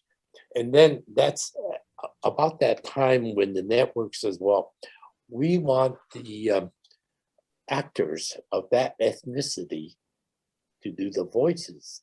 And I said, well, Hong Kong Phooey is supposedly Asian, but he's a dog. So one night I was dining at a restaurant in Hollywood where a lot of movie people hang out. And I was sitting and I saw Pat Morita at the bar. So I said, hey, Pat, come on over. I says, have you ever thought about doing cartoon voices? They said, no, not really. I said, well, why don't you give me a call Monday, and then you could come in and then audition for a character that I'm working on called Hong Kong Phooey, martial artist and all that. So Pat said, yeah, okay, that sounds good. Monday, he never called, never showed up. So that Wednesday, I was at the same restaurant and Pat was there. Hey, Pat, hey, what happened? You know, I expected to hear from you. He says, yeah, my agent called me that morning and sent me over to Warner Brothers. And, but I got the part. I said, yeah, what's that? And he says, Mr. Miyagi and the Karate Kid.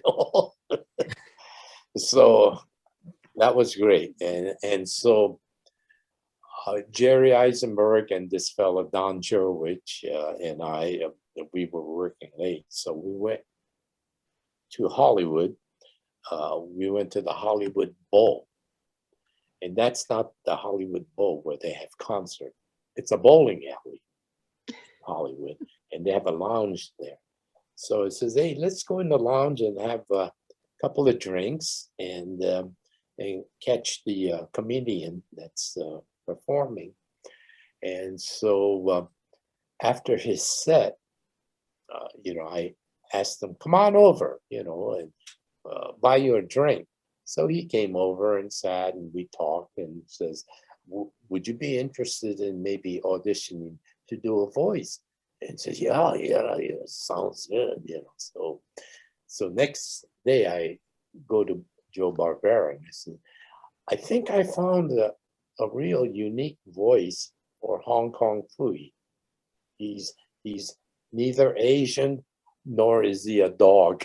So it says, okay, let's have him come in and audition. So he came in and then he did a tape. Joe liked it very much, so we finally hired him, and that was, of course, Scatman Crothers, who was our Hong Kong Phooey. So you know, you have these things that will happen. You know, you have certain intentions, and you're trying to go in that direction, and then something will happen that doesn't work out. Then you go to the alternative or whatever, and it works out to be much better than you expected, you know. So a lot of the cartoons that you guys grew up with watching, Hanna-Barbera, a lot of accidents in there. So I can't pinpoint any right now except for the you know, Hong Kong Phooey bit, but there are a lot of things that just kind of, wow, that really worked out, you know. So Yes, sir. That's a great story. I got two more questions for oh you, yeah, and that'll be it. But so you said you worked on Hong Kong Phooey a lot. Well, I know there was the show Hong Kong Phooey, but then we see Hong Kong Phooey join Scooby-Doo's team on Laugh Olympics. Did you work on Hong Kong Phooey and Laugh Olympics No. with Scooby-Doo? I think by the time Laugh Olympics was being done, I was back at Disney. So yeah, there's a lot of ladder shows that HB did. In fact, the little koala bear, Tex Avery was hired to help develop that, but I was already. But I kind of felt bad because Tex Avery being one of my idol directors, it would have been fun working on a series with him, because when he left MGM, he started a commercial company called Cascade Films, and I did some freelance work for him. But to be able to sit with Tex Avery and do his genre, his funny animal and crazy takes and all that, you know, would have been fun. Yes, sir. Well, I got one last question and I'll wrap it up. I'm a big Scooby-Doo collector. I know all of us here are Scooby collectors. So is there any way that we could buy a sketch from you, a Scooby? Is there anywhere we could go to buy a sketch? Yeah. I am you know, I do take commissions and all that. I do you know, the Scooby-Doos and the general Hanna-Barbera characters. And I also do the classic Looney Tune Warner Brother characters. And Okay. in my portfolio, I have the spaghetti kissing scenes and spaghetti rolling with the nose and the actual kiss and all that is in my portfolio. So yeah, so you know, and then if you have any specific special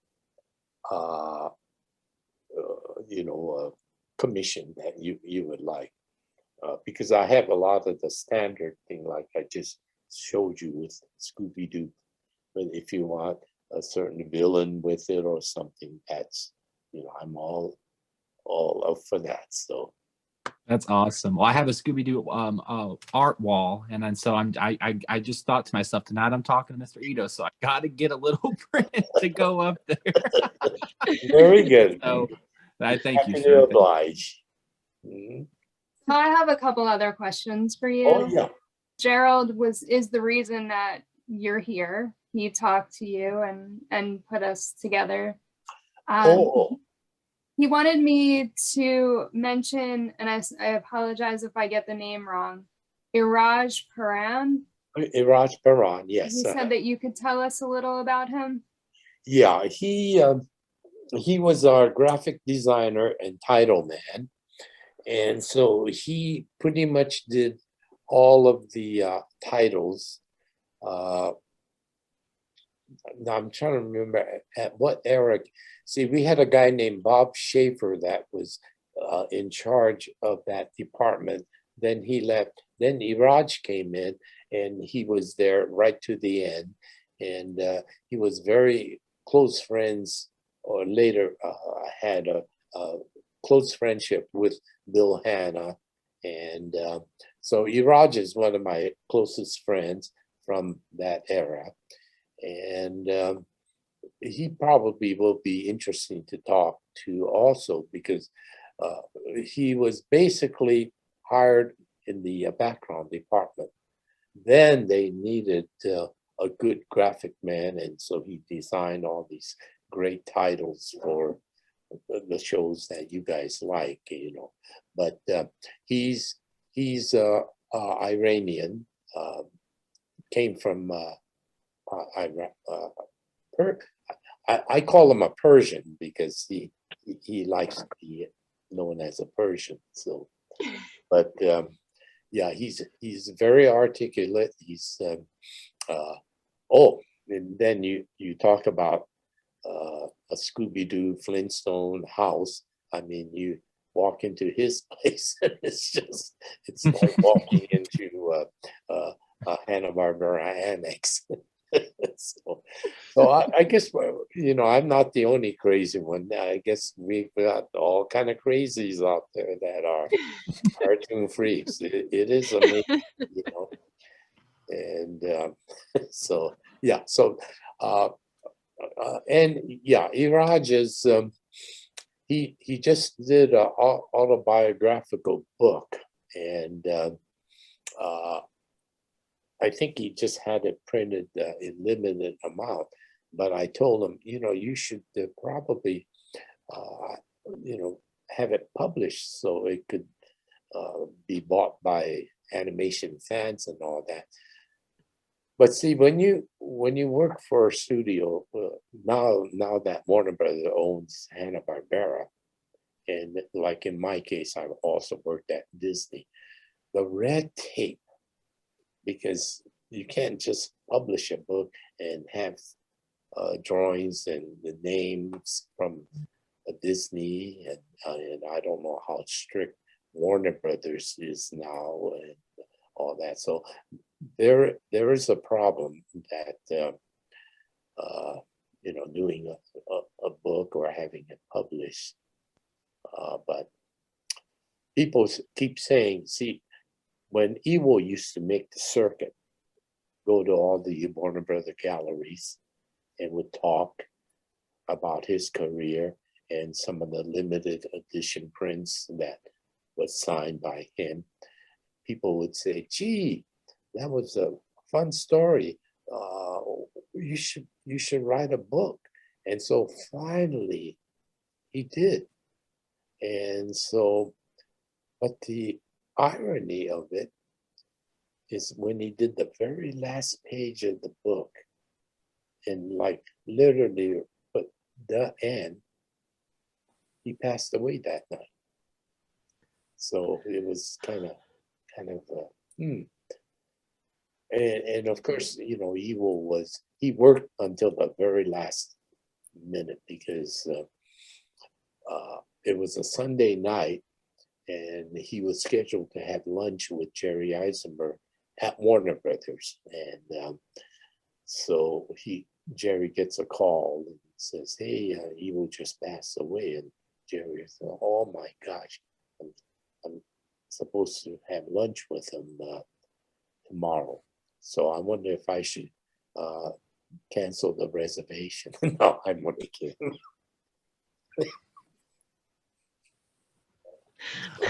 Oh my gosh. Did you know Joe Ruby and Ken Spears, and what kind of people were they? Well, you know, when I first met them and they were still at the working in the studio, they were in the editorial. So they were basically cutting the films and you know, soundtrack and moviolas and this and that. So they were strictly on that end of it. And then suddenly one day we hear that Bill and Joe teamed up together as a writing team. And then, of course, they became a favorite of Freddie Silverman.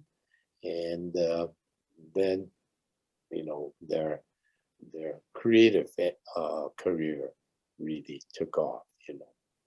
And everybody wants to use evil, you know. When Tony Benedict struck out on his own to produce the Yellowstone Christmas or Santa and the Three Bears feature, you know, he got Evil to work on the character designs and all. So anyone that was connected with Hanna-Barbera at one point and struck out on their own to do a film, you'll see character designs that look very similar to like a Hanna-Barbera character. And Jerry too had a trademark. You could see his stuff and say, oh, that's a Jerry Eisenberg, you know. So I think all of us after a while have a certain look that's identifiable, and so people will recognize my stuff pretty quick too. So so I guess that's our fingerprint. Do you have any interesting Hanna-Barbera stories that you want to share with us, or anything else that you want to tell us that we didn't already cover? Well, this isn't Scooby-Doo, but it pertains to our old friend here, Fred. Disney, well, I'm sorry, Hanna-Barbera, well, Flintstone was celebrating their 25th anniversary. So they're in a process of making a special on the Flintstone show. I'm now back at Disney's, but I get a phone call around 5:45 in the evening. It says, hey, do you speak Japanese? I said, well, so. This is, would you be able to come over and you know, try some lines? I said, so, yeah, oh, okay, sure. So what it was is the opening of that special was showing how that same scene where Fred slides down the dinosaur and blows a whistle, the end of the day type of thing. So of course they were running it in English. Then they did it in Spanish. then I think they did it in like Italian or something. Then they wanted to do a Japanese version. And so when I got there, just said, yeah, we got all three of them all in the can, but we couldn't find someone to do the Japanese voice. So this is want to give it a try. So I got the lines, I translated it in my head, and then now, you know, I'm big monitor, and I'm standing in front of the mic, and they would run it so I could try to synchronize the lips as much as possible. So finally, I says, yeah, I think I got this now. So okay, let's go for a take, and then dun dun dun dun dun dun dun, yeah, and all that. It's just then that line is in Japanese is 笛が降った、仕事終わり、yabba dabba do. And the director says, hey, that's a take. Okay, that's great, you know. And so about 3 months later, now that special is going to run. And I knew I won't get home from Burbank to my home here in time to see the beginning is the important part. So I asked a friend, you know, because she lived right in Burbank, and I says, gee, is it okay if I came over to watch that special? Because she herself has worked on it. She's from Hanna-Barbera. So I says, yeah, come on over. So now, 7 o'clock, the show is starting. And there is that scene, and it's in English. Then it's in Spanish. Then the scene is in French. And then now the scene in Japanese is about to start. And I just lean forward in my seat, and I'm just kind of listening. And just as the scene starts, she's living in the landing path of the Burbank airport. Oh, no. And the plane is coming in for a landing. Obliterated all the sound. Didn't hear a thing. Oh, so I missed the first time around. So fortunately, about 6 months later, they reran it. And so now I was home and in the silence of my own home. And I didn't catch the scene. So, but that was one of my, I guess you might say, interesting Hanna-Barbera experience. Great. Oh. The award that you were talking about, was that the one that you were given last year? Or the Winsor McKay Award for the Annie Awards. Mhm. No, that was quite a nice surprise. It was rather humbling, I have to say, because you know, I keep thinking, my gosh, you know, here I'm in the company of some of the, you know, animation greats like Walt Disney and Hanna-Barbera and whatever. And fortunately, Iwo Takamoto was a recipient a few years ago. But when I got a call apprising me of the fact that I'm a recipient of, you know, the last year's award, I was somewhat blown away and very honored in the whole bit. But again, it was during the pandemic. So they usually have the red carpet type of thing, you know, at the Royce Hall in UCLA, and they have a reception and the whole bit. And so I kind of missed the opportunity of gussing up in a tuxedo and to attend, but at least we Zoomed it. So I was accepting my award. I didn't even have my pants on, just wore a nice shirt, jacket. Thank you for this wonderful award.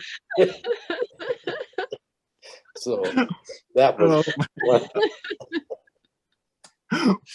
Oh my god. Well, you definitely deserve that award, and I was so Thank you, excited guys. to see when you posted that on Facebook that you were getting that award. You definitely deserve it. You've Well, done thank some you. amazing things in animation.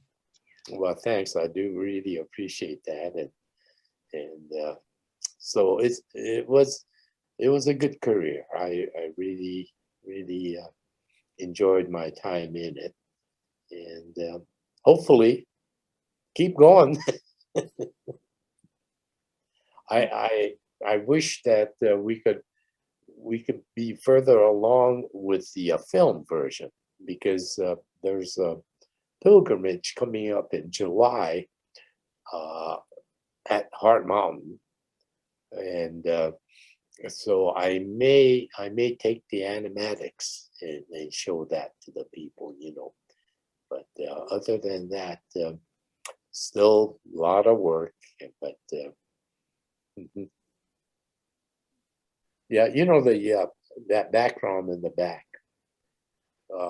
that was all empty lot when I first went to work at Disney, and that was when Michael Eisner came in as CEO, and then he built this building with the dwarves, and on the very top where Dopey is holding up is what we call the rotunda, and it's a very fancy restaurant reserved for the executives and all, and then these pillars that you see along here, that's the Legends Hall, where all the Disney legends, the plaque and the handprints and all that is displayed on that, that area. And but one of the things that we missed is we had a lot of movie sets.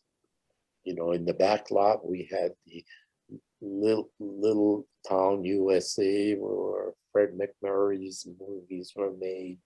Then we had the Western town that the Apple Dumpling Gang. And then on the other end of that was Zorro's area, where the castle and things, where the Zorro series were shot and all that. And it was great because, during coffee break or just to get some exercise, you walk around the studio and you walk through these sets, and sometimes they're actually shooting. And then when Michael Eisner came in, he just felt that the real estate was too valuable. So tear down the movie sets and put up these crazy buildings, and so the Disney studio lot is, it used to be fun to bring friends and family on a tour of the studio. Yeah, no longer so. But the sound stages are still there. And one of the sound stages that when I first started working there has a tank. The floor opens up and it's a big pool tank. And at that time, they were shooting 20,000 Leagues Under the Sea. Yeah. Yep. And they had a life-size portion of the Nautilus set up on the tank. And then on this end of the tank, they had the big, huge wind machine blowing and then they would have hoses so that Kirk Douglas fighting the giant squid was getting rained on, and the pool, the water, these were all wonderful special effects done right then and there. And of course, today with CGI, it's a whole different story, but to see the special effects being done on a movie soundstage was absolutely a mind blower to me, who was starstruck coming down from San Francisco And then to see people like Kirk Douglas and James Mason and all that. Then they would come to the commissary and be with a tray, get in line and get the food and look for a table. You know? And Walt had his own little table in the corner. And but when they started shooting the Mouseketeers series, all these stage mothers would constantly bug. Walt purposely would hold a script in front of him while he ate. But no, that to distract them. They came over, Mr. Disney, I'd like you to meet my daughter, whatever, you know. And so Walt finally had a section of the commissary enclosed and called it the choral room. And so it was deemed just for directors and up, like an exclusive room. But Walt wanted to just be out there with his gang, you know, but these stage mothers and just didn't leave them alone. Yeah, it was fun. And see, that was an interesting era for me also, because that was 1954. And we had a division called WED Enterprises. WED which stood for Walter Elias Disney. And that was the original Imagineering. Today it's known as Disney Imagineering, but back then it was called WED Enterprises. And I had no idea what was going on. And being the new kid on the block, you know, so then word got around that Walt was building an amusement park. And I'm thinking, amusement park. Now I'm envisioning Coney Island or Playland at the beach or the Long Beach Pike with boardwalk with cigarette butts smashed into the boardwalk and you know, paper cups thrown all over, beer cans, and I thought, oh my goodness, you know, a theme, an amusement park. And so finally, after seeing all the beautiful sketches that the WED Enterprise artists were you know, creating, I could see that, wow, this is really something more than just a plain old theme park, amusement park with a Ferris wheel. And then, of course, rest is history. And 1 year later, on July 17th, 1955, Disneyland opened. Well, the significance of that to me is July 17th is my birthday. So I used to go to Disneyland every year on my birthday. Didn't matter if I was working at Hanna-Barbera or whatever. At 12 o'clock, sayonara, I left the studio, drove down to Anaheim, and just spent the day all alone, roaming around Disneyland, picking up my Mickey Mouse souvenirs. And that's how I amassed my Mickey Mouse collection by hanging out at Disneyland. But yeah, it was a fun time, you know. And yeah, if only, I guess I could relive those days again. And people will say, now if you relive those days, would you do it exactly the same? And I think I will, you know, working with people like Chuck Jones and Friz Freleng, and then of course Hanna-Barbera. So, Amazing. That's Wow. awesome.